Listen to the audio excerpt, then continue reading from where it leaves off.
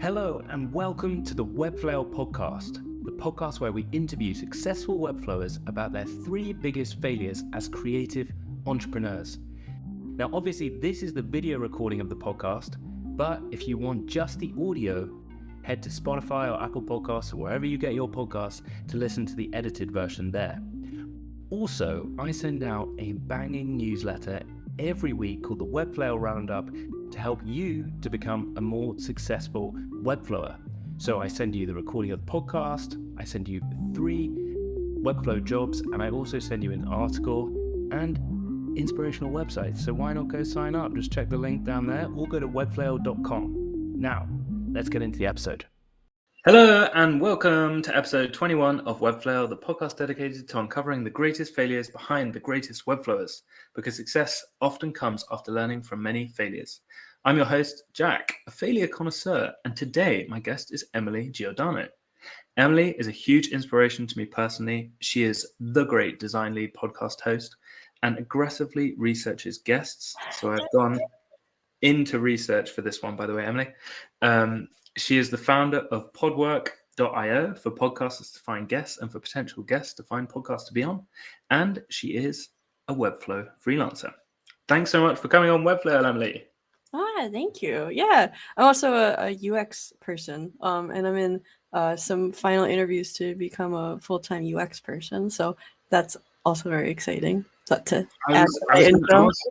I was going to ask you where you were at with that, because last time we spoke, you were applying for jobs. Yeah. You're still applying, but you've got further along in the interview process, and that's the next stage for you? Yeah, the UX world, as you know, there's a lot of interviews. They really want to get to know you. So they might interview 5 to 7 times with assignments and stuff like that. So it's intense, but the job is worth it at the end. So fingers crossed, and I'll probably know by January. So it's a long process. Yeah. Wow. Okay. And so I must confess, I'm a little bit nervous to interview you because you are the hostess with the mostess. So, and that comes off the back of what you just said. I mean, how do you manage your time? You've got podwork.io, you've got, I assume you're still doing a little bit of freelance work, you've got the podcast itself, then you're applying for interviews, which no doubt you are researching the hell out of them, Yeah. preparing for the interviews. I mean, how do you juggle life? Well, it's a lot, but it's okay. Yeah. How do I answer that question? So for the last year, previous to now, I was a UX designer at an insurance company in the US, and after that, I was doing podcasts either before or after work, and then I was freelancing on top of that, and that was a lot, and so I kind of got a little burnt out, and then I realized that job wasn't the job that I wanted to be in forever, even though it was a really great job and I learned a lot. And so I went on a long trip, did a whole bunch of podcasts before it, so I could do 0 podcasts per month. And I came back and I realized that I wanted to join a UX team rather than freelancing, which I was doing before. And yeah, so for the past 2 months, I've just been podcasting a lot. And interviewing, and I think I've probably done like 20-25 interviews in the last 2 months, so it's a lot. But yeah, I don't know, you have more time in your day when you don't have a lot going on. I mean, I don't understand how that's the case for you, though. 25 interviews. So all these interviews are backed up and you are about to release them. I meant like job interviews, but I also have been doing a ton of podcast episodes too. So yeah, I'd be doing like 3 a week or something like that for a little bit. I just get a lot of energy from them, so it's really fun for me. Wow. I mean, that's amazing. But I guess, like, research-wise, I know that I've overheard you say to Melissa Mendez when you were doing, I think you were doing a Twitter live, that you do 3 days plus research, like 3 days of research minimum. for podcast guests. Like, how do you do that? I mean, that's a selfish question because anyone that's listening is not necessarily a podcaster. But how are you putting that much time into that? So it's not like 3 full days. It'll be like a couple hours each day. Just so that I don't know, I'll like go through somebody's entire Instagram. I'll go through a bunch of their Twitter stuff. If they have a bunch of stuff on YouTube or a bunch of podcasts that they've done, go on Spotify and search their name to see if they've been on other podcasts and stuff. And then I usually have a Notion document where I have an aggressive amount of information on you. And then I send it to people afterwards. They're like, "Where did you even find this?" And I'm like, Yeah, I and wanted to, so I figured it out. I can vouch for that because when I interviewed Harry Roper, you were like, Yeah. "Oh, send me my notes," and I was like, "Oh my god, this is like a detective's document, like a handbook."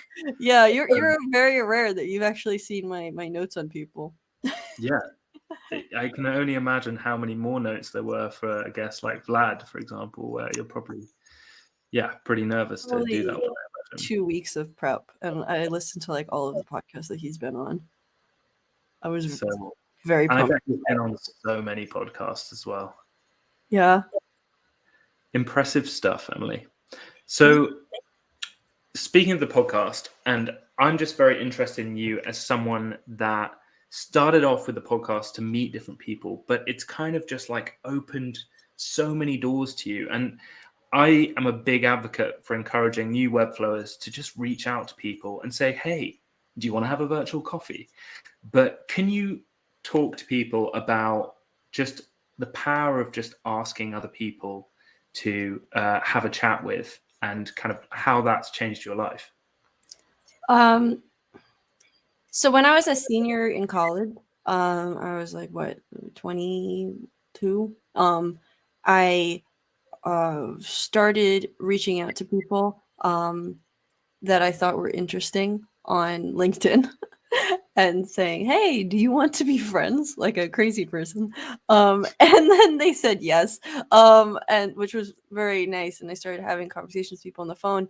And at that point, I had decided that I wanted to be a freelancer, and I was freelancing and doing a whole bunch of projects and stuff. Not a whole bunch, but enough to get by when you're 22. And so that kind of took this pressure off of me of every conversation is a potential job. And I started just having conversations with people because I thought they were interesting and I really liked them and I was curious about them. And people were very confused. Like, I don't know if this is an American thing, but they're like, "What do you want? Like, do you need a job? Like, what's going on?" And I was like, "I was just interested in you. I just wanted to hear your story." And the fact that I didn't want anything and I was just genuinely interested, the whole dynamic changed. And I've gotten so many opportunities, so much advice. Like, there was a job where I was interviewing for, and kind of in secret, one person that I knew at that company was reviewing my assignments that I was working on and giving me interview prep. Like, he totally could do that. It's just it wasn't a public thing. And just the number of people that genuinely would want to help you when you want nothing from them is amazing. So that's my advice for anybody listening. Yeah, and I've heard you say when in regards to preparing for podcasts or how you think about the podcasts, it's not my episode, it's their episode. And I kind of think that you as a podcast host and that mentality lends itself to Webflow as well. Like, if you kind of give more than you take, when you approach someone and just say, "Hey, can I ask for help? Can I offer you any support?" type thing, with no agenda other than to just be like, this is a kind of reciprocation. I want to help you as much as ask you for advice. Like, things happen in a crazy way. And I found that just in the last few months, like having these types of conversations where it's just like, "Hey, can I just get to know you?" And then months down the line, it might be like, "Hey, can you review this project?" And then suddenly you're working with that person. And like right now, I'm doing a landing page. Well, no, I did an initial landing page, and then Joseph Berry basically made it amazing. But now I'm working with someone like Joseph Berry on like a personal project, which is crazy to think. that's kind of come from the podcast. So I very much second that, Emily. Just, give more than you take, and be genuine, and people will be genuine back. Mm-hmm. Yeah, life is easier when somebody told me about like being honest and genuine and telling the truth and things like that. And there's such a relief because you never have to like remember what you said or remember the kind of person that you were. Just if you're always yourself, then you're always consistent, and people can rely on you to, I don't know, be the same person, and they know that that's really you. So yeah. And can you tell me about this phrase, crabs in buckets? Because I heard you talk about this, and I love this idea, and I wondered if you could share that with the audience. Yeah, I don't know if this is an American phrase or I have never heard it, but I love crabs it. in a bucket. Yeah. Crabs in a bucket, yeah. So there's a phenomenon that if you have a bunch of crabs in a bucket, and one tries to climb out, the other crabs will pull it back down into the bucket. I have not tested this. I am not a scientist. I just know that it's a phrase, but it really means more about like life and people. Like if you and a bunch of other friends are at a certain level, and then one of your friends ascends to a higher level, you might try to put them down or bring them down or be jealous of them. Meanwhile, if they get out of the bucket, maybe you might be the person to ascend to that next level, and trying to keep everybody at the same level and putting them down is only going to keep you guys all in the same bucket. So that's the story. So essentially, help everyone else and try and like offer support to people who are ascending, and you might also kind of ascend. Is that kind of the alternate reality that could happen? That's the Great. people version. That's the people version. Yeah. Yeah. Luckily, we're not crabs.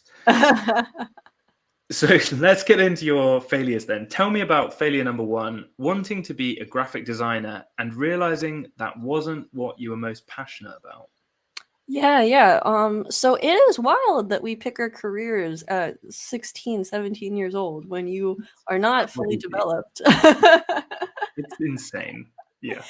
I tell people about the 16-year-old version of me, who was extremely cocky, and thought she had the whole world figured out, thought she knew what her entire career was going to be. I literally had a meeting with my guidance counselor at 16, and I had a sheet of paper with a line, and I had all of the different points of like when I was going to have kids and like what career I was going to have and like when I'm going to get promoted and I'm going to be an art director at some point. I was going to work at Pentagram or I was going to work at someplace like that. And my guidance counselor just laughed and he's like, you think you know everything. I'm like, it's because I do. And I did not. And because you don't. But yeah, so I was introduced to design listening to the Design Matters podcast. Specifically, yeah, you know what I'm talking about? Yeah, what a Yeah. legend.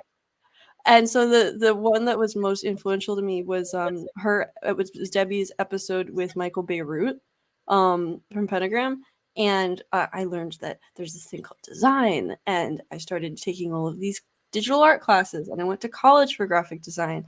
And it's very scary when you're about to graduate and you think, this is the closest thing to what I want to do. There's nothing else that I really want to do that I know of, but there's something missing and I don't know what it is, and I don't want to admit it to myself.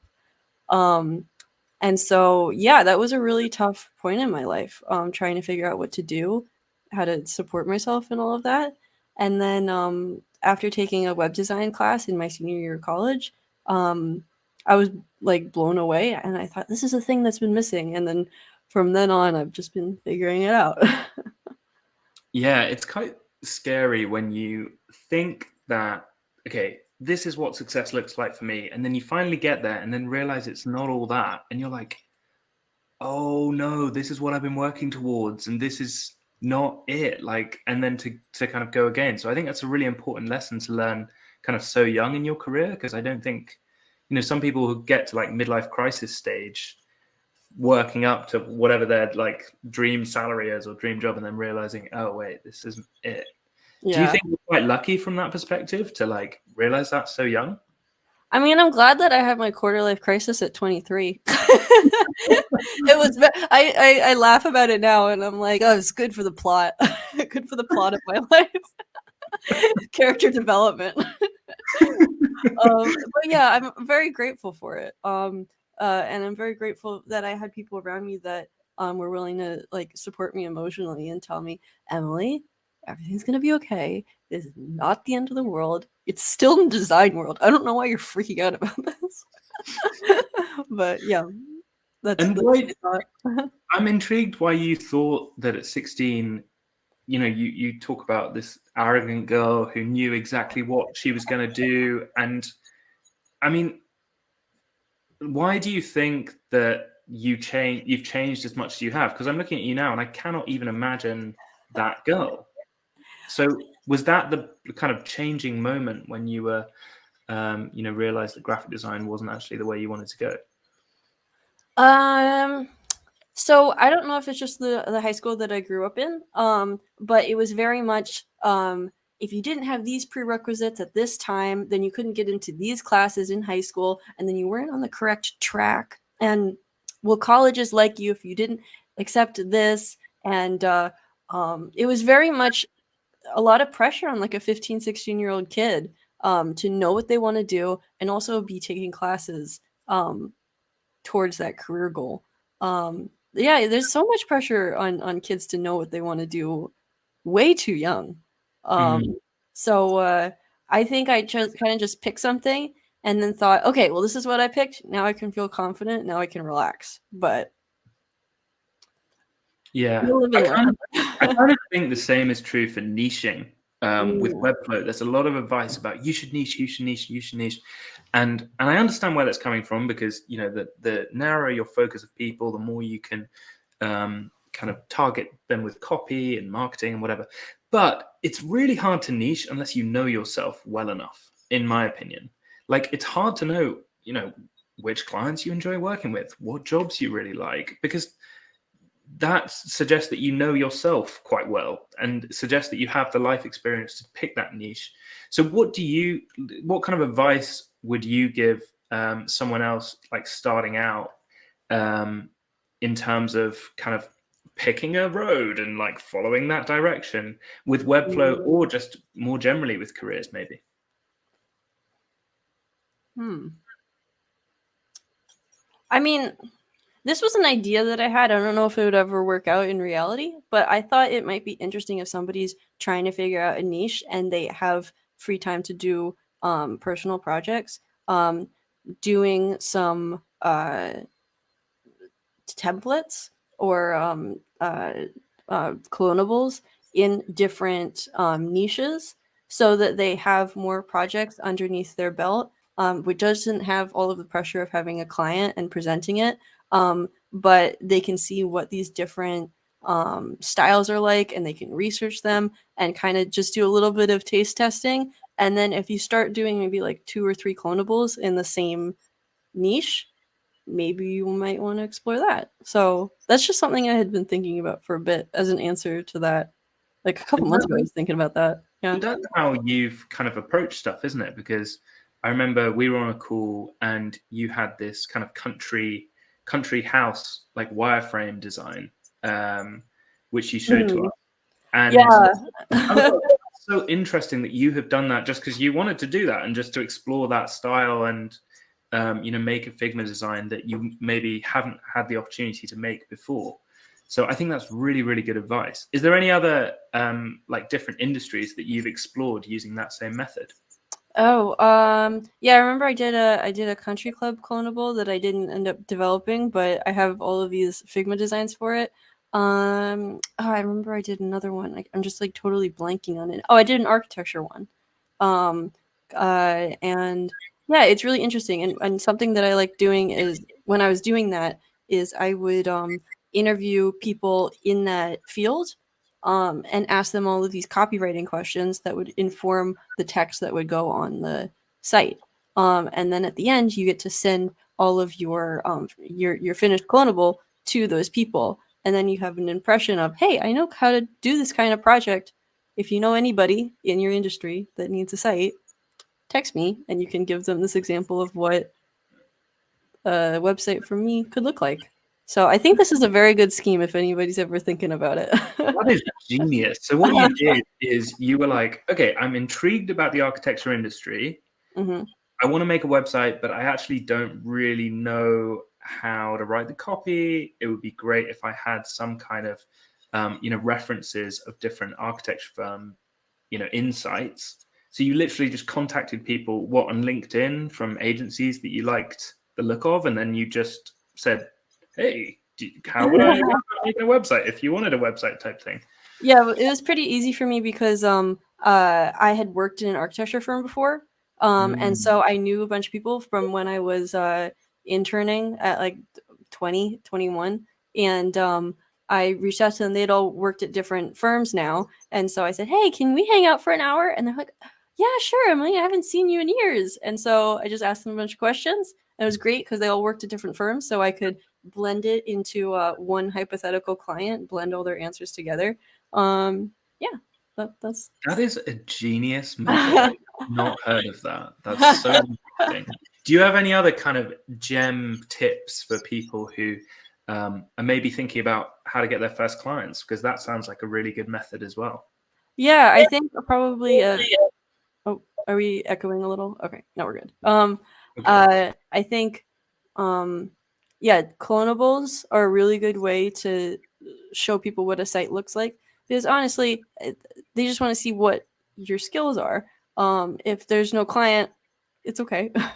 And then reaching out to people and letting people know that you exist by interviewing them to learn about their industry. So it kind of shows people a little bit of proof, and you prove yourself before this person invests their time and money into you. So you're showing up for them before they choose you. Hey guys, just a quick one to say that I write the Webflower newsletter every week, and it's meant for you to become a more successful freelancer. Check it out at webflower.com or just look in the link just down there and sign up. Why not? It's free. It's going to be really helpful. Check it out. Back to the episode. Tell me about failure number 2. Okay. Having your first big project go poorly at the copywriting and project transfer stage. Yeah, so that was my very, very first Webflow project. And so copywriting is just gold. Copywriting is king. I think that is probably the biggest issue that people go through is the content, because you can put the site together, you can design it, everything, but if there's no copy, there's no site. And so yeah, you know exactly what I'm talking about. I know what you're talking about, yeah. And so I didn't know anything about copy because it was my first freelancing project, and so I kept on bringing it up, like, hey, we gotta get this sorted out. And then they just kept on pushing it to the side, like, oh, we'll do that later. We don't have time right now. And so pretty much I had a fully built site, and they just gave up on it because they didn't want to do the copy. And so I was like so sad. And then the other thing was they, while we were putting the copy together, they asked me to transfer the project to their account. And so I did. And then they refused to give me login credentials. And then they would ask me to do updates to the site, and I would literally make Loom videos explaining in just plain English, super detailed, like, I cannot do this unless you give me login credentials. And then they just gave me client access, like the client editor. And I said, I cannot do what you're asking me to do. And then they just like stopped talking to me. They paid me like pretty much the rest of what I had worked on at that point, and then never used the site. And I was so disappointed. But you live and learn. But it was a fail for sure. Wow. I mean, so many lessons from that, though. What do you think the biggest lesson was? Because there sounds like there were so many different parts to that. Content is king. You should be definitely, before you design anything, talk about content story brand copywriting is a big one. There are so many copywriting courses available specifically geared towards web designers. So StoryBrand is like a great example. But yeah, content over everything, because you never want to put all your blood, sweat, and tears into a site and then it never gets used because they don't know what to say. So yeah. Yeah. And the content informs the whole design anyway. So it's really, really hard to design without copy. If there anyone listening that is like, wait, I'm a web designer, they should be providing me copy, but they're not. So I'm having to just like put in lorem ipsum, but then the design's not right and whatever. At what point do you say, look, client, if you don't provide me the copy, we can't work together? Or kind of how would you approach getting the copy, and at what stage? At this point, I would probably, that'd be the first thing I would talk about. I'd be like, okay, so how does this work? Like, do you have a person that I'm collaborating with? Or am I doing this? If I'm doing this, then we're gonna add this to like the invoice. Like, this is gonna be an additional thing. I'm not designing and developing in a vacuum with no content direction and doing it for free. I really hope you say that to clients. Yeah. Developing. So I mean, you have that, in the first discussion before any like proposal is sent. You just say, look, this is how I think it's best to operate.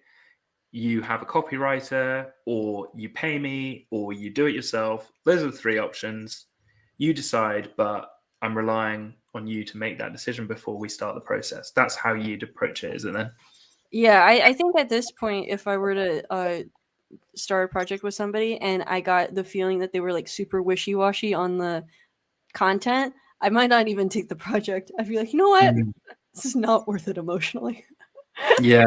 Not doing this. Yeah. And I mean, also, I don't know if you've had this scenario, but I've had this where I'm like, are you going to pay for a copywriter? Do you want to do the copy? Should I do the copy?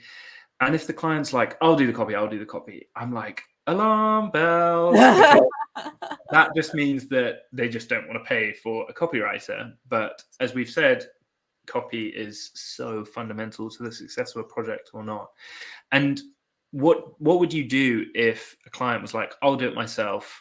And then during the project, once okay, fine, you're going to do it yourself, fine.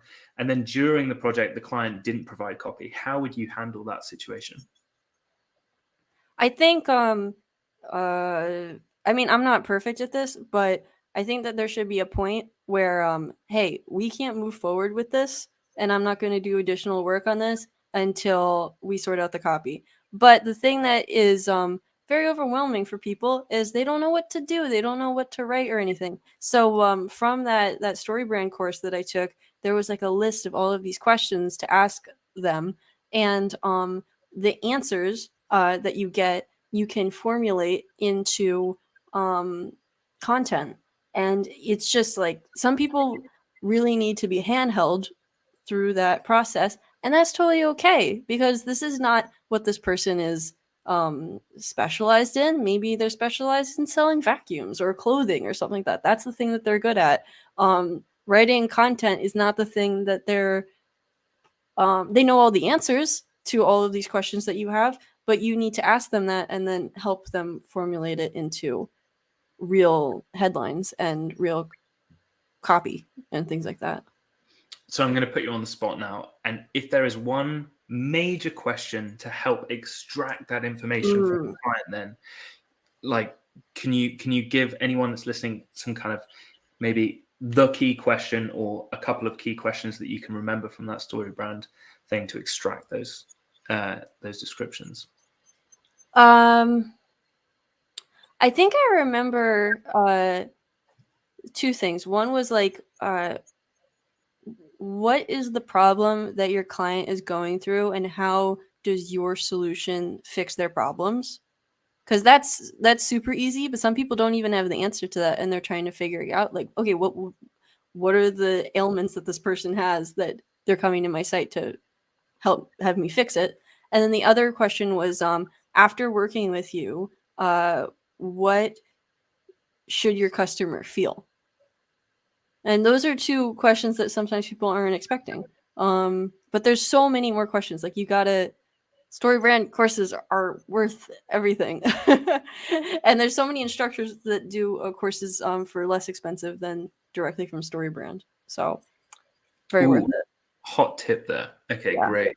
Yeah. Yeah, I think this idea of like focusing on the result of interacting with the brand is the key thing, isn't it? Because I think sometimes people say, well, it's a red vacuum and it's got a suction presser here, and like actually that's not what people don't necessarily care about the technology as much as the owner.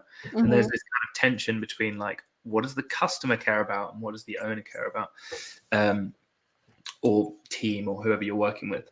So yeah, completely agree. I need to look at StoryBrand. That's really interesting. Is that Donald Miller? Yeah. Okay. So I've read the book. I think it's called StoryBrand, and then he's got a course as well. Yep. Okay. Awesome. I'll put those in the show notes if anyone's listening and is like, "Well, I want to explore these further." Yeah. Tell me about failure number 3 then. Leaving a job that wasn't right for you without having another job lined up. That is a crazy thing to do.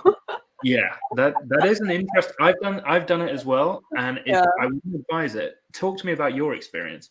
Yeah, so pretty much I was, so back up for some context for people that aren't American. The situation that we have going on here is insurance is the most important thing in the entire world. Health insurance, otherwise you're going to go into massive debt if you ever need anything and you want to go to any hospital in the US, because it's extremely expensive. And most insurance, health insurance, is connected through a job. And so if you don't have a job, you don't have insurance, and you can't go to the doctor. So it's not a good thing. But so the situation is that you can be on your parents' health insurance until you're the age of 26. And so I was in a job and I was learning so much. It was a really great job. It was very secure. And I realized that I didn't want to do that job forever. And I was very nervous because I didn't know what else was out there for me. I was very scared. But I knew that I wasn't going to be happy if I was here forever. And I looked around and I was 23 and I thought, okay, I got 3 years to figure this out. And so I saved up as much as I could. I figured out how expensive my life was, what it would take to take a year off if needed, if I didn't get any freelancing projects or anything else. And so I was just saving as much as I could. I have a little Notion document of like my calculations on how much I needed for this gap year or 6 months or whatever. And so I left my job. I went to Europe for a month to think about my life, which sounds crazy, but I was staying with people that I knew, so it wasn't crazy expensive. I wasn't going like France and I don't know, Greece or whatever. And so I was thinking about my life, and I came back and did a lot of interviewing, and now I think I might be going into one of 2 jobs. And both I'm so excited about, and I'm so thankful that I took this risk, because for so long I was thinking, oh my god, I'm so stupid. How could I have done that? How could I have left? Like, how, this is such a rash, stupid decision. But it wasn't. So yeah. You can go into any part of that story that you want. I mean, there's so much to talk to you about here, and I think you did an episode, a solo episode, which I believe was episode 75. Yep. If anyone's listening, I definitely recommend listening to it after this. But you were very, very vulnerably talking about your life and kind of updating listeners about kind of where you were at. And as much as at the time when you were kind of talking about all of this stuff going on in your life in the podcast, It sounds like you've come out the other side of this far stronger and happier and healthier than you've maybe been for a few months. Can you tell us a little bit more about like what was going on and kind of how you overcame that? Yeah. So if you want to listen to that episode, buckle up. It's I was a bit teary listening to it. Actually, there's a lot going on in your life. Thanks. Yeah. Long story short, I was in a job that I didn't want to be in forever. And I was also in a relationship that I didn't want to be in forever. And for two different reasons, I felt like I had to stay in both of them. Um, and so yeah, there's my year as a 23-year-old was like crazy. I almost got married when I shouldn't because I thought I thought I'd just stay in a situation that I really didn't. My mind was very foggy because I was so stressed and I didn't know what to do and I was indecisive. And so, yeah, just going away for a month and thinking about everything was so helpful. Just going away from anybody that was trying to tell me what to do or how to live my life or what I should be thinking or what my opinion should be or anything like that was so good for me. Yeah, and then when I came back and I remember on my 24th birthday I was uh so lost. I didn't know what to do. I was spending a weekend with my dad, and I just remember thinking, like, I have no idea what my life is going to be like in the next 3 months. And I was really anxious about it. And my dad said, this is part of being your age. Like, you're just gonna figure it out and it's gonna be fine. I'm here to support you. It's all gonna work out. But yeah, that was a rough time. And then fast forward a month, 2 months actually. Um, I'm feeling a lot better, like, connecting with a lot of friends, spending a lot of quality time with people that love me. And I'm doing okay. Yeah. I'm so glad for you, and I'm sure anyone listening is feeling the same. It's I think your 20s are meant to be this time where it's like, woohoo, I'm in my 20s, but actually being in your 20s is like, what is happening? Or at least that's my experience as well. So yeah, I really resonate with that. And it sounds like from someone that is very, very organized with like research and kind of deadlines and things, it must have been quite hard to just quit your job and just be like, right, I don't know what I'm going to do, but I'm just going to work it out. Why did that situation come about as someone that is generally, as far as I can tell, like very, very, disciplined and organized? Yeah, so pretty much I decided to go away and end my job 6 months before I did. So there was a lot of lead up time for it. And yeah, I don't know why. Like, sometimes you don't always have a clear-cut answer why you do something. You just have a draw to do it. Like, I don't really always have a clear-cut answer why I have a podcast. It just feels right. And so I didn't really have a clear-cut answer on like why I wanted to go away for a month. You just did, and then you Yeah, just did that. literally, I had my last day at my previous job. I mailed my laptop back to New York, and I got on a plane the next day. Wow. So it was wild. But very grateful for it. I don't know if I answered your question. No, you did. I feel like I don't know where I heard this, but someone said that the biggest decisions in your life you shouldn't actually need to think very much about. You should just know and just follow your gut. If you think about it, the smaller decisions like choosing which brand of baked beans to get. In fact, you're American, so you don't have baked beans, do you? Okay, well, this is a very British analogy. But basically, Heinz baked beans are like the trusted brand, right? Yeah. And then you've got all these like knockoff brands. And me and my girlfriend last night went to go and get some beans, and we were in the supermarket, and we were trying to choose which brand of beans to buy for like a couple of minutes. I was just like, this is the dumbest thing. Like, why don't we just buy whatever beans are the cheapest? And she's like, no, I like the Heinz brand. What I'm trying to say is that sometimes I found that the biggest decisions in life you can choose like that, because you just know, you already know what is right. And then the smaller things are actually kind of hard and kind of pernickety, and you've got to try and work out because they require more brain power. But the big things, I don't know, sometimes you just know. And it sounds like that was kind of a case for you in that moment. Yeah. I had zero doubts about my decision making by the end of that trip.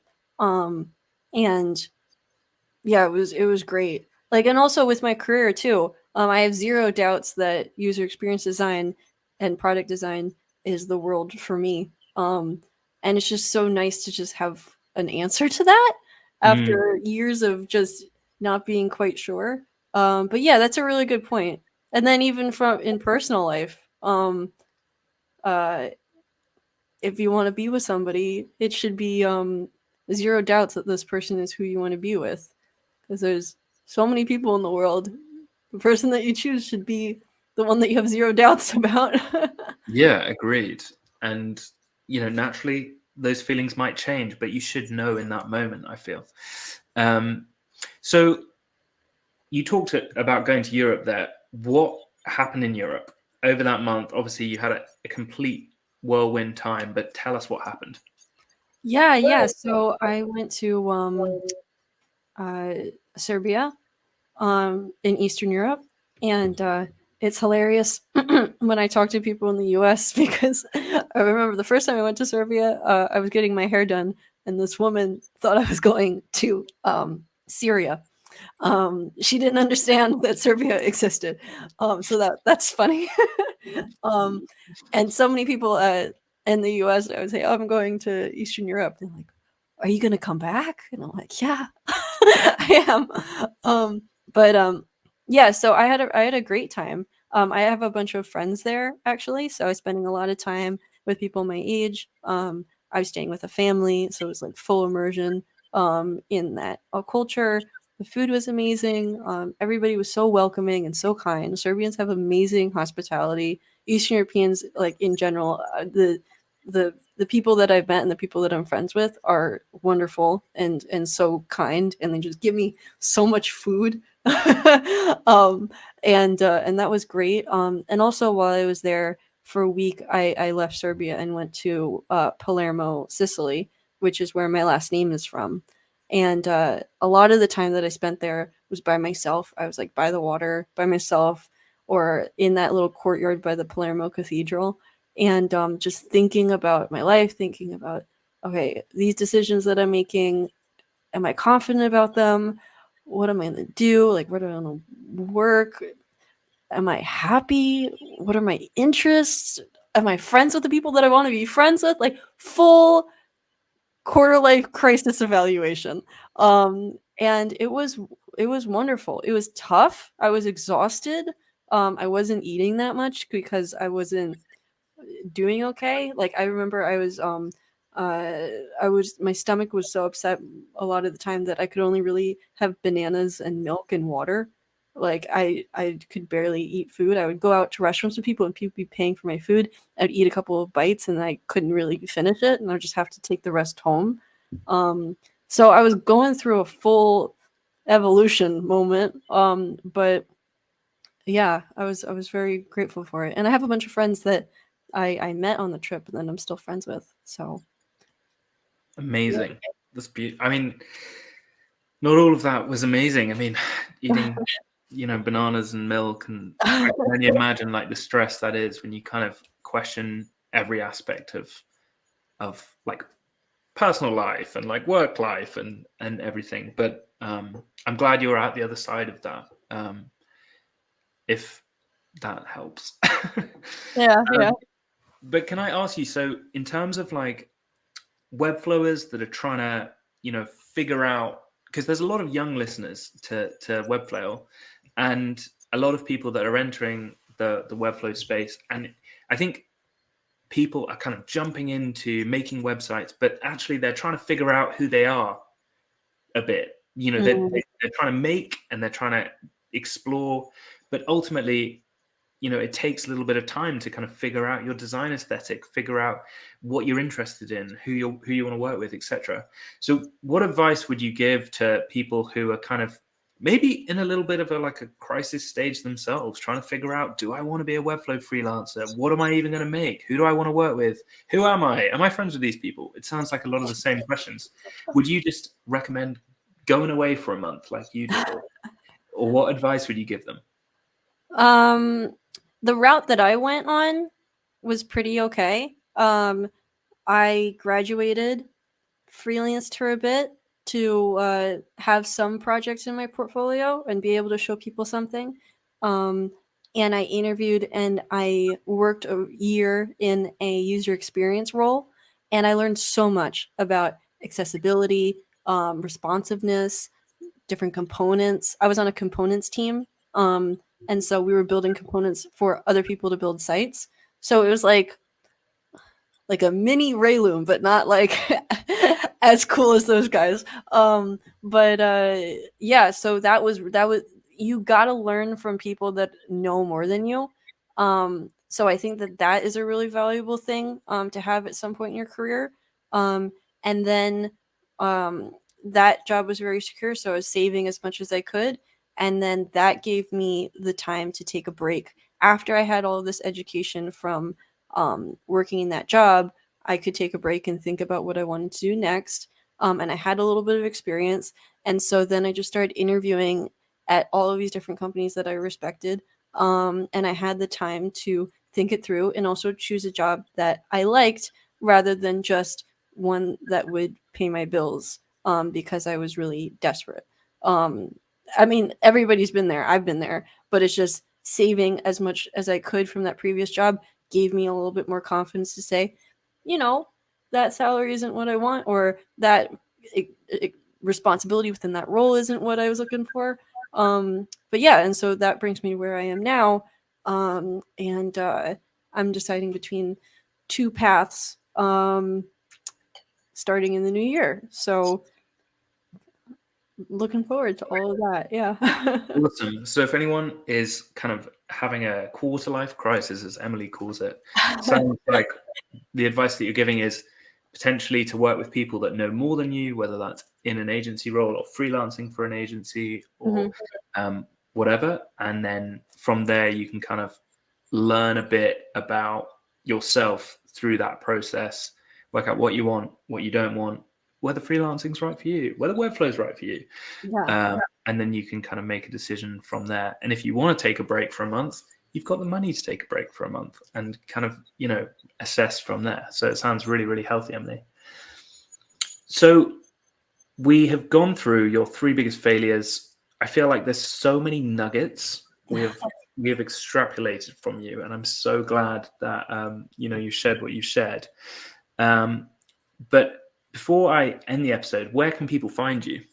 Yeah. So if you want to listen to my podcast, it's called the Great Design Lead Podcast, and it's on Spotify, Apple Podcasts, and anywhere else you get your podcast. If you want to reach out to me, you could email me, which is Emily, EMILY, at greatdesignlead.com.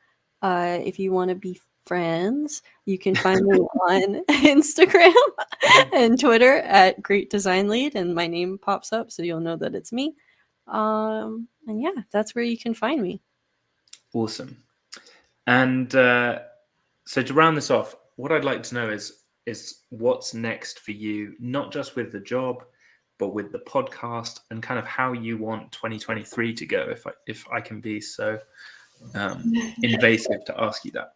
Yeah. So 2023, I would like to start a new job on a team building experiences, whether that be in a corporate consulting environment or a product environment. Open to both. Nod to both of the people that you're interviewing for. And so that's exciting. I want to um, redecorate my apartment.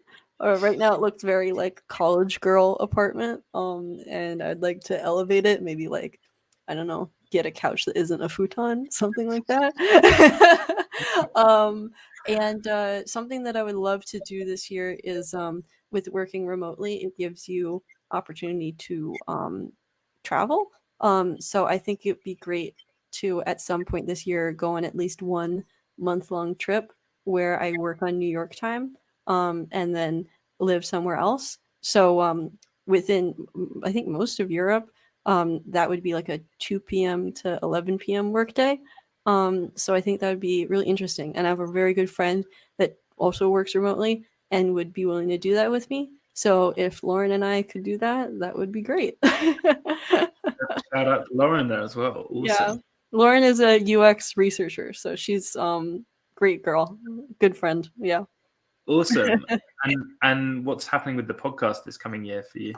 Yeah. So I think it'd be amazing to do a couple episodes in person. Um and I just want to keep talking with people, and I think that I should have a lot more people back on the podcast who I haven't done an episode with for maybe a year or two, and just reconnect, because there's a style of doing podcasts where it's the first time you're meeting somebody, and there's also a style of like somebody that you've already done an episode with, and so I want to get better at the second one. Exciting. Awesome. Yeah. Excited to listen to those. Yeah. So the final question is a little bit harder, Emily. Okay. What is your next failure going to be?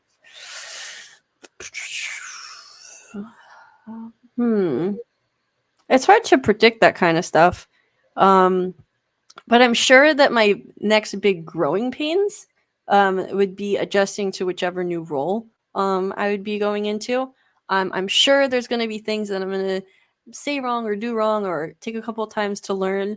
But I think that anybody that would take me on as a new member of their team would definitely be anticipating that.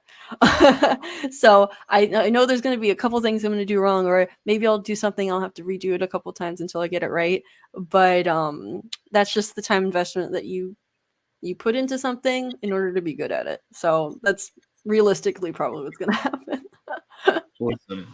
Yeah, I think you're one of the most impressive people in terms of just like going for stuff, even if you're not necessarily like with the most experience. You just like go, with an open, honest approach, and you just go for it. So yeah, I think you are the stalwart for potentially, things might go wrong in this job when you start, but then you're going to learn from it and grow. And it sounds like your potential employers have like already taken that on board and they're perfectly comfortable with that. So I wish you all the best.